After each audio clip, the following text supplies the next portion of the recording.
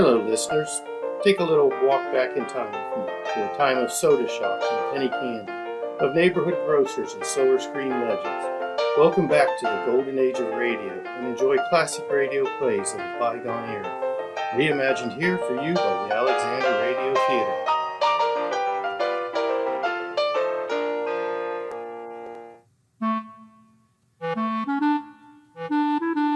Alexander Radio Theater brings you My Friend Irma, the Thanksgiving Turkey. You know, when a girl is beautiful like my roommate, Irma Peterson, it's all pretty wonderful. She has a lovely figure, gorgeous blonde hair, and a face that fairly takes your breath away. People wonder why it doesn't go to her head. Well, I'll tell you why. Because there it would die of malnutrition. Oh, now don't get me wrong, I love the girl. It's only that sometimes she does things that gives me a groan in the dome. For instance, the other day I was reading the paper and I said, Irma? Yes, Jane? It says here that our shoreline is receding at the rate of 1 inch every 1,000 years. Gee, that's wonderful. I can hardly wait to go swimming on Fifth Avenue. Well, it takes all kind of people to make a world, but right now I'm too excited to even think about it. You see, I've just received a letter from Richard Rhinelander, my ex-employer and still the #1 guy of my dreams. Jane? Yes, sweetie? Who's the letter from? It's from Richard. Richard? Oh, Jane, what does he say? Well, I'll read it to you. Dear Jane. Dear Jane, oh, he loves you. What makes you say that? Because he said dear. Irma, for your information, at income tax time, I got a letter from the government saying, Dear Miss Stacy, and believe me, the Treasury Department and I are not engaged. Well, you can't go around with everybody. What else did he write? Dear Jane, I am basking in the sun at the Rossmore Hotel in Palm Springs. I will be back in New York for Thanksgiving, and I am bringing you a Mexican serape. Oh, gosh, he's adopted a baby. Irma, a serape is a blanket. He simply mentioned the gift to show that he's thinking about me. Isn't that sweet? Yes. Men can be so sweet when they're far away. Of course, I like 'em close, too. You can take all the blankets you want. I'll take Al in person. Oh, be still, Irma. Hey, I've got an idea. Since Richard will be back on Thanksgiving, let's you and I give a turkey dinner here in the apartment for our boyfriends. Ooh, that'll be wonderful, Jane. And I'm sure Al will have the day off because it's a legal holiday and the unemployment office will be closed. Grand. Now, look, Irma, it's very important that we don't say anything about this to Miss O'Reilly and the professor. It's been a long time since I've seen Richard, and I don't want it spoiled by their constant quarreling. So remember now, not a word. Oh, I understand, Jane. I won't mention the word turkey once. Good. I'll just say we're having chicken. No, Irma, just don't say anything about Thanksgiving. Is that clear? Well, of course, Jane. Come in. Well, hello, girls. Oh, hello, Mrs. O'Reilly. Merry Christmas. Christmas? Why, Irma, darling. Thanksgiving isn't here yet. Uh-oh. The cat's out of the bag. Irma! Oh, we're not having any turkey, you know. How is everything with you, Mrs. O'Reilly? Not so good, Janie.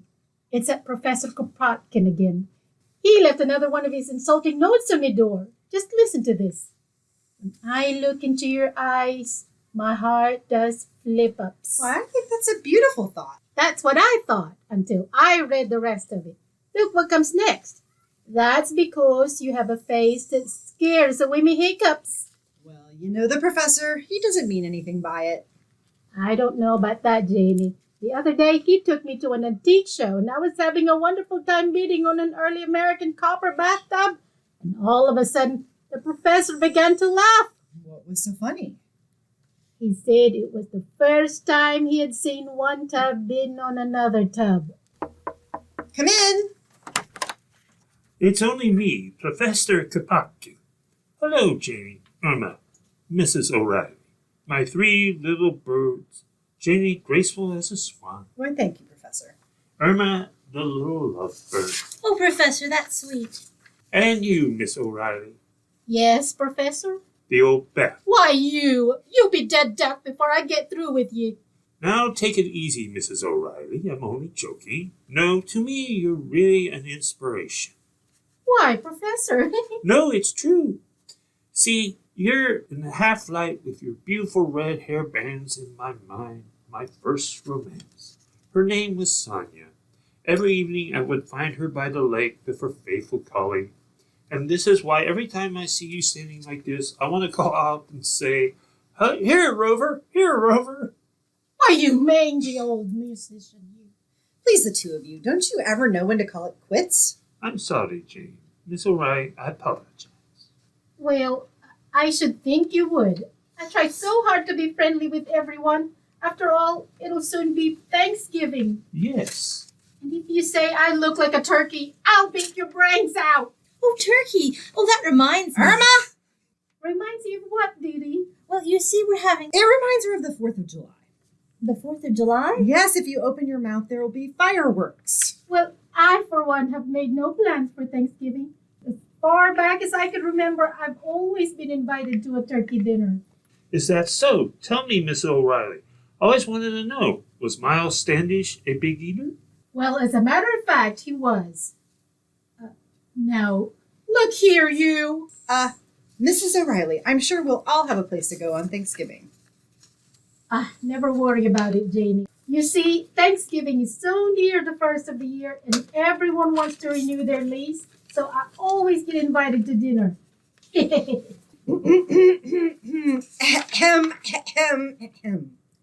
I got that throat trouble too. And I'm sure my best friends won't forget me. Miss O'Reilly, you are priceless. Come, we will walk over to the automobile showrooms. I want you to stand alongside the new Nash so I can make a comparison. Oh, I know what you mean, Professor. We're both so streamlined. Yes, and you both seat 4 in the front. And goodbye, girls. Why, you! Well, that was a bit of a hint, wasn't it, Irma? Oh, yes, Jane. What are we going to do? Nothing. We'll just go ahead with the dinner as we planned. After all, we're 2 young girls with beaux, and we're entitled to a little pleasure. Certainly. We're not married. Well, personally, I don't think the professor minds not being invited too much. But as for Mrs. O'Reilly, well, she's our landlady, and we've got to stay on the right side of her. So again, Irma, let me remind you, we do nothing to arouse her suspicion. Well, you can trust me, Jane. I won't breathe it to a living soul or any of my other friends. Good. And look, honey, I've got to hurry to keep an appointment with the dentist. So would you mind going to the butcher's and ordering the turkey now so we'll have a good bird? Oh, I'll be glad to, Jane. All right. See you later, sweetie. Hello? What's that you say? My multiple theory on atomic fission works? Oh, that's nice. Who's it working for? Huh? Oh, no, I'm sorry. This isn't Einstein. My name is Peterson. You have the wrong number. But talking about fission, if you ever want to go fishing, I'll be glad to. Goodbye. Gee, now I know how Barbara Stanwyck felt in Sorry, Wrong Number. Come in. Hi, chicken. Hello, Al, honey. Oh, Al, do you have any plans for Thanksgiving? To tell you the truth, chicken, I did plan on taking you out for dinner, but I got a last-minute phone call, which makes it necessary for me to be out of town Thanksgiving. Aw, Jane and I are having a big turkey dinner here, and you're invited. Now you can't make it. You're wrong, chicken. I just happened to remember they took my phone out just before the call came through. Al, you're always making sacrifices for me. Glad to help you, chicken. Well, Jane wants me to go right out and order the turkey. Chicken, are you and Jane gonna have all the trimmings? You know, cranberries, and sweet potatoes, and stuffing, celery, olives. Oh, sure, Al. Well, in that case, I want to chip in. Oh, Al, it won't be necessary. No, I insist. Well, all right, Al. If it'll make you feel any better, what would you like to bring? Well, let's see. I could bring flowers. Might give you a hay fever. No point in bringing more candy. Just bought you a pack of Lifesavers last week. Champagne? Caviar? I got it. For them olives you're buying, you'll need toothpick. Count me in for that. Oh, no, Al. This is all on us. We want to catch the full spirit of the holiday. Al? What, chicken? How did they get the idea of having turkey on Thanksgiving? Well, glad you came to me for knowledge, chicken, because I'm loaded with it. See, Thanksgiving originated with a bunch of pilgrims who came to America, led by some very famous men, such as William Penn, Buffalo Bill, and, Bill Hitchcock. Hitchcock? Oh, I know. He's the man who invented the suspenders. Yeah, precisely. Now, them pilgrims having a really tough winter. There was a housing shortage, manufacturing was at a standstill, and everybody was really beat out of work. So naturally, they thought they had something to be thankful for. So they decided to give a feast. Oh, I see. Now, the big delicacy in them days was bear meat. So they sent an Indian guide out to trap a bear. Unfortunately, the guy was nearsighted, and by mistake, he come back with the turkey. Well, imagine that. Yeah, and to this day, if it wasn't for that slight defect in Hiawatha's vision, we'd all be sitting down to Thanksgiving dinner of stuffed bear. Well, gee, that would have been perfect for our dinner. Then we could all have had a drumstick. Them's the breaks. Come on, chicken, I'll walk you downstairs.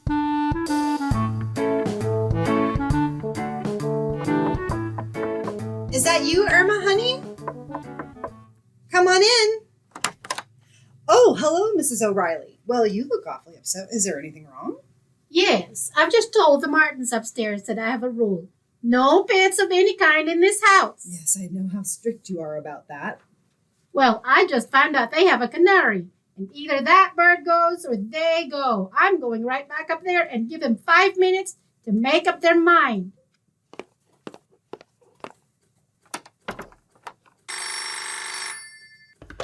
Hello?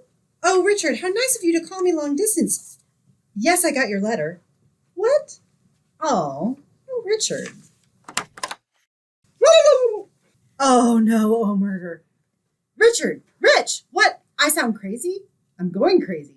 I can't talk to you right now. Irma just walked in with a live turkey. Goodbye. Merry Thanksgiving, Jane. Irma Peterson, how could you bring home a live turkey? Well, Jane, I was only trying to save money. What do you mean, save money? Well, I felt this one, and it's already stuffed. That's the most ridiculous thing I've ever heard. Take that turkey back. Oh, I can't, Jane. The butcher said he won't take George back. George? Yes, that's his name. How do you know? Well, the butcher said, "Do you really want this turkey?" And I said, "Yes." He said, "Well, by George." So I did.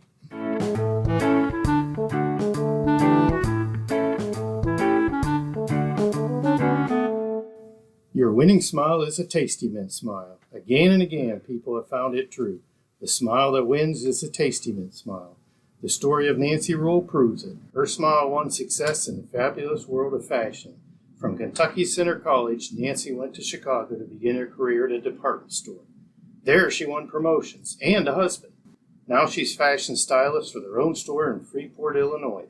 When Nancy presents costumes she's chosen at New York's glittering style previews, her winning smile is an important asset. Nancy said, It's a Tasty Mint smile. I've used Tasty Mint toothpaste ever since I was in college. I love the way it brightens my teeth. Like Nancy Rule, people all over America have found the smile that wins is the Tasty Mint smile. In recent comparison tests, thousands of people preferred Tasty Mint with Irium over the brands they'd been using at home. Yes, Tasty Mint won by the overwhelming average of 3-1 for its cool minty taste, for making breath cleaner and teeth brighter. Try new Tasty Mint toothpaste with Irium and you will see the smile that wins is the Tasty Mint smile.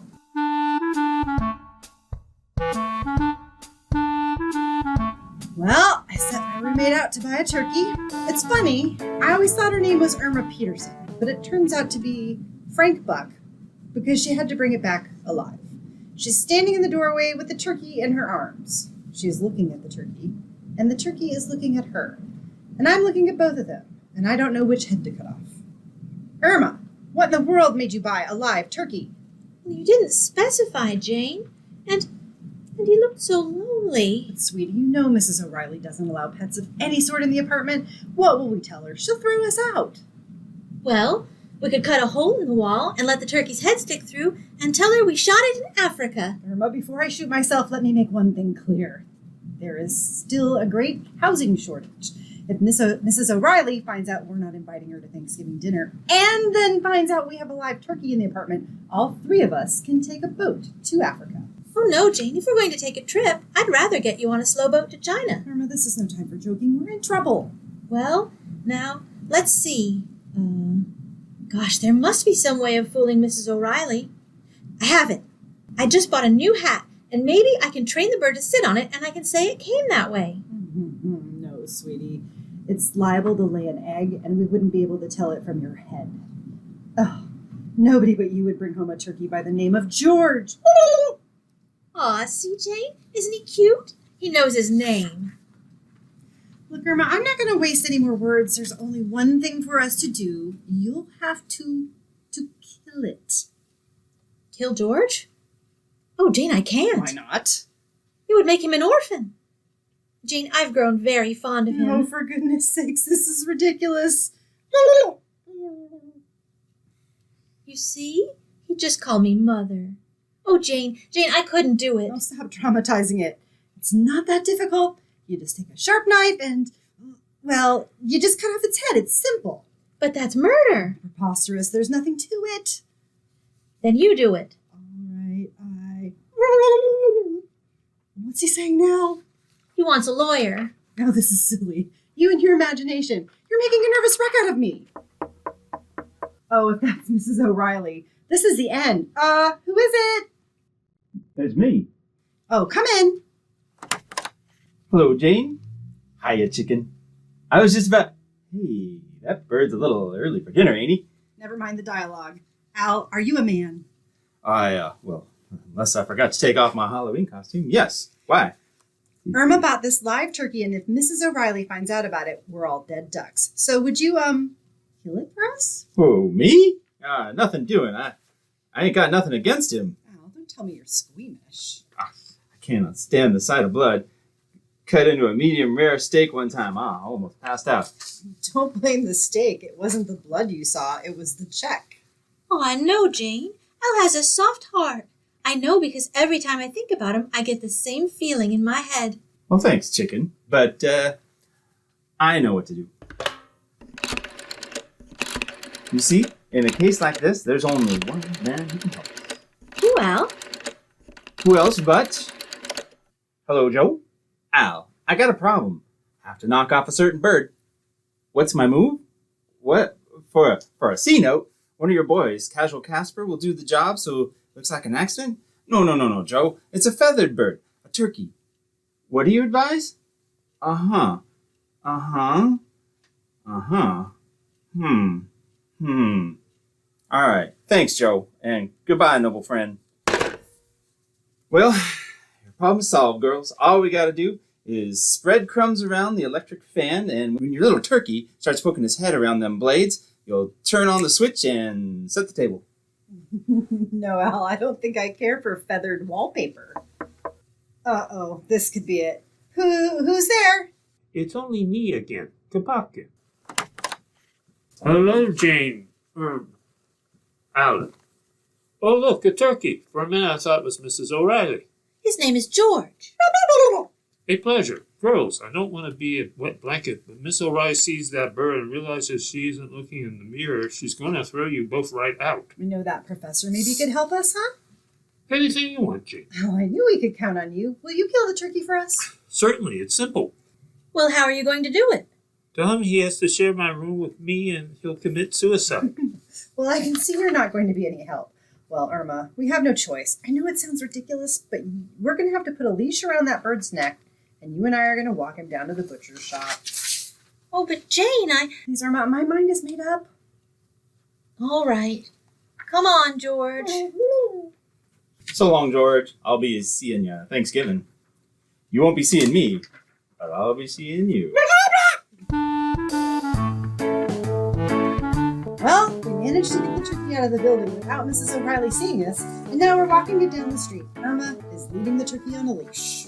Come on, Fido. Here, Fido. Irma, why are you calling it Fido? Well, we won't be conspicuous if people think it's a dog. Come on, Fido.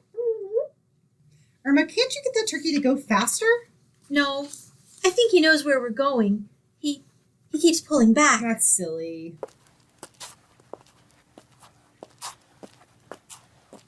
Jane, What? he's looking at you. He is. So what? He's got tears in his eyes. It is just your imagination. Now, come on, there's the butcher. Irma, please stop pulling on my skirt. That isn't me, it's the turkey. It is? Yes.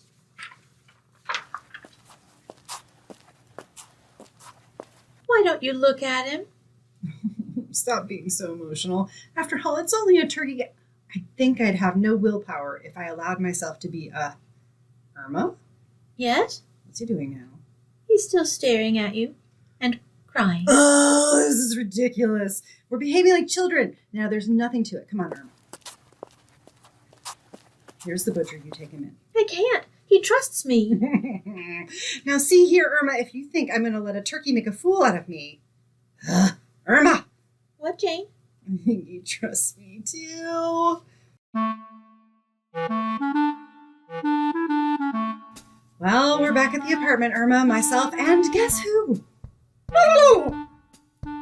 That's right, dear little George. So far, we haven't crossed paths with Mrs. O'Reilly, but it's only a matter of time. Irma, however, is quite calm about the whole thing. She's knitting. Irma, what are you doing? I'm knitting some booties. Irma! They're for Georgette. She just laid an egg. Quick, Irma, put the turkey in the bathroom. This might be Mrs. O'Reilly. Oh, all right, Jane. Okay, he's in the bathroom. Come in.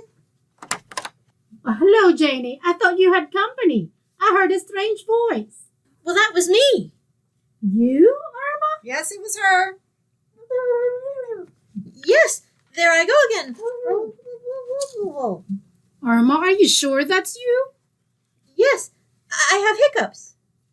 But it sounded like a bird. Well, I had eggs for breakfast. Mrs. O'Reilly, tell me, where did you buy that lovely hat? I'm not wearing a hat. And it's very becoming. Don't change the subject. I know what's going on. You've got something in that bathroom. I'm going to find out what it is right now. Well, Irma, get the suitcases. We might as well start packing. Oh, girls, will you ever forgive me for being so suspicious? The bathroom is empty. That sound must have come from one of the other apartments. I'll go see. Oh, I'm so sorry I bothered you. Irma, I can't believe it. Let's look in the bathroom. Well, for goodness sakes, you left the window open and Georgette has flown away. Irma, we're saved. Well, this is terrible. You mean terrible. Who's going to sit on the egg?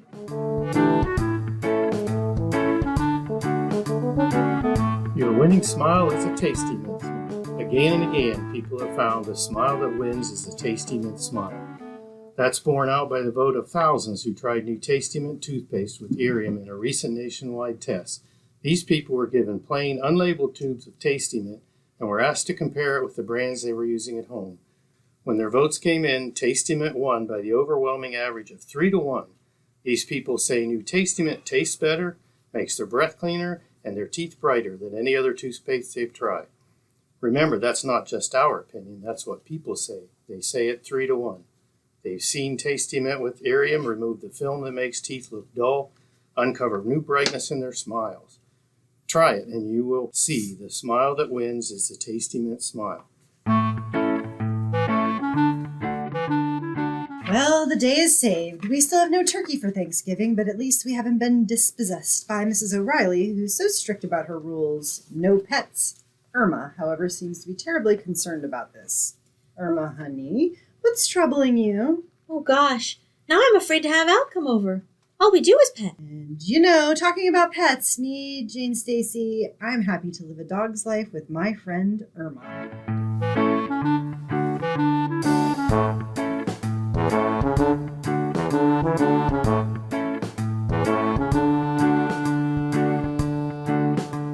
The original episode of My Friend Irma aired November 15th, 1958, and was produced and directed by Cy Howard. Park Levy wrote the script with Stanley Adams and Roland McLean, and it was brought to you by Pepsodent Toothpaste with Irium, another fine product of Lever Brothers Company.